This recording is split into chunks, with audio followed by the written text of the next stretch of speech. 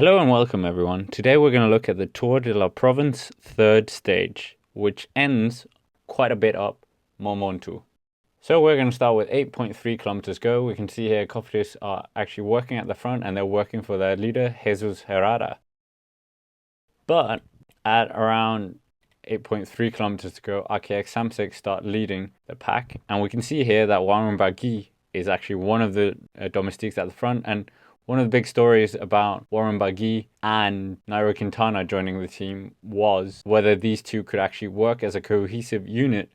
And here we can actually see that Warren Barguil is definitely working for Nairo Quintana.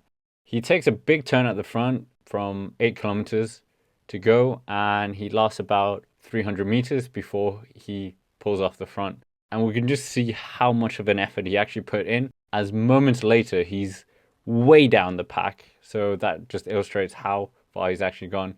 We can see here that the pack actually quickly catches one of the breakaway riders, Remy Cava, and shortly after we soon get the glimpse of Nairo Quintana himself. Winner Anacona, best name in the peloton, takes a huge turn at the front to whittle down remnants of the peloton and actually get a very elite group of climbers.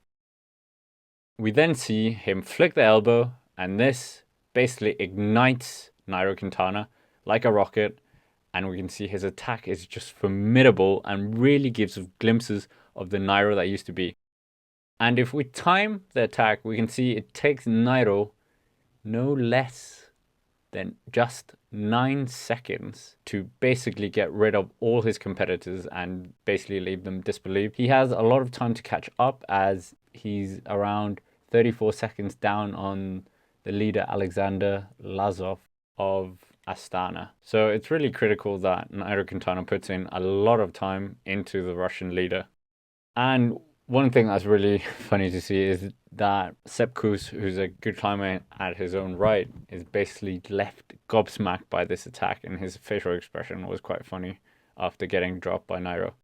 Behind Nairo, Alex Lysenko and Hugh Carthy get a good duo working, as the remnants of the now peloton group that we had after Winner Anacona started are basically all just struggling to get on the wheel. And at the front, Nairo Quintana is basically just keeping at a really good tempo. And in the third group, where we have the remnants of the peloton, we also have the leader Alexander Lazov, who decides to up the pace and try to catch teammate Alex Lysenko and Hugh Carthy. He rides away very efficiently, dropping Eddie Dunbar and quickly catching Sepp Kuss, who is still quite gobsmacked from the attack. And if we speed it up, we can see that he's not that far away from the leading duo, and we can see Alex Lysenko actually drop on the wheel of Hugh Carthy to actually not do any work for now his de facto leader, as he's the leader of the race. And if we speed it up, we can see that Alexander Lazov actually quickly gets up to the pair, but he really struggles, and you can see it's quite an effort for him actually to just close that small gap. And Alex Lysenko is basically sitting up and just sitting on Hugh Carthy's wheel, who doesn't seem to be doing that much either, as he knows what's going on. As Lazov gets up to the group, Lysenko does domestique duties for his leader and actually sets the pace for the trio. The third group on the road seem to not be able to put in a cohesive work, and we can see Pinot is there, Eddie Dunbar from Ineos, but they're just not working together, and Jesus Herrada is there as well. As we dip under the 3 kilometers to go banner, we can see that Nairo Quintana has a 1 minute lead over the trio and a 1 minute and 23 second lead over remnants of the peloton. Eddie Dunbar tries to get the chasing group started, but the effort is just not strong enough, so it seems evident that these guys are going to be chasing for 5th place on the road, as the trio of Lazov, Hugh Carthy and Lysenko seem to be working really well. As we dip under the Flamme Rouge, Nairo Quintana has a lead of 1 minute and 25 seconds over the trio and a 1 minute and 41 second lead over the chasing remnants of the peloton. At this point, Pinot actually puts in a very strong attack and tries to string out the group. Nairo Quintana is just going at a phenomenal pace, and coming into the final stages, Hugh Carthy puts in a venomous attack where he tries to drop Alex Lysenko and Vlasov, but he only manages to distance Lazov a bit, and Lysenko actually just clings on to Hugh Carthy's wheel. And while this is going on, Nairo Quintana crosses the line to win his first stage win for his new team, Achaea Samsic, and he just has to wait and see if he overtakes the leader's jersey, which he does.